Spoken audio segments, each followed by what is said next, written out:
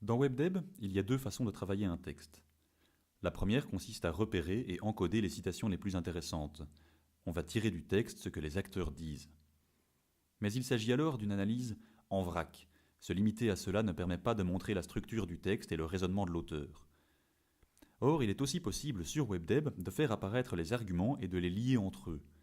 L'avantage, c'est que l'on voit alors comment les arguments se combinent pour convaincre le lecteur ou pour l'informer. Vous allez apprendre comment encoder la structure des arguments d'un texte et ensuite comment venir accrocher les citations qui viennent du texte sur cette structure. Avant d'analyser le texte, il peut être intéressant de savoir qui en est l'auteur et où et quand a été publié le texte. Ces infos se trouvent dans l'onglet Fiches. En cliquant sur le nom de l'auteur, vous pouvez voir des informations sur l'acteur, les organisations dont il ou elle a été membre, ce qu'on dit à propos de lui, ce qu'elle-même a défendu comme position, etc. Vous pouvez également accéder à la source, ce qui peut être utile, surtout dans le cas où vous n'analysez qu'un extrait d'un texte plus long ou un texte avec des graphiques non intégrés dans WebDeb. Faire apparaître la structure argumentative d'un texte, c'est comme déshabiller une construction pour voir comment elle est charpentée, pour vérifier si cette charpente est solide ou non. Un texte ressemble alors à des poutres assemblées plus ou moins logiquement. Les idées principales, nous les appelons affirmations faîtières. Faîtières comme les poutres qui se situent tout en haut du toit. En dessous de ces affirmations faîtières, il y a d'autres idées que nous appelons des arguments.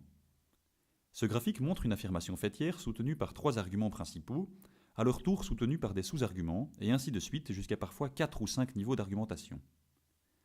Dans WebDeb, la structure argumentative d'un texte ressemble à une liste, avec en plus de la couleur, du vert quand l'argument sert à soutenir l'affirmation faîtière ou un argument supérieur, et du rouge quand il sert à contester cette affirmation ou cet argument. En général, dans la structure d'un texte, il y a surtout du vert car l'auteur cherche à mettre en évidence les arguments qui confortent son idée principale, mais certains textes peuvent contenir des arguments contrastés. Faire apparaître la charpente d'un texte n'est pas toujours simple, parce que les auteurs ne s'expriment pas toujours de manière claire ou qu'ils ajoutent des fioritures. Il faut donc y aller pas à pas, avec deux objectifs essentiels. 1. Faire en sorte que quelqu'un qui n'a pas lu le texte puisse en comprendre les idées rien qu'en regardant la structure argumentative sur le site. 2. Respecter la pensée de l'auteur. WebDeb n'est pas un outil pour donner son opinion, mais pour analyser celle des autres. Être fidèle au message que l'auteur du texte veut faire passer ne veut pas dire reprendre ses paroles exactes. Vous devez rendre son raisonnement le plus clair possible, sans tout son habillage, avec vos mots.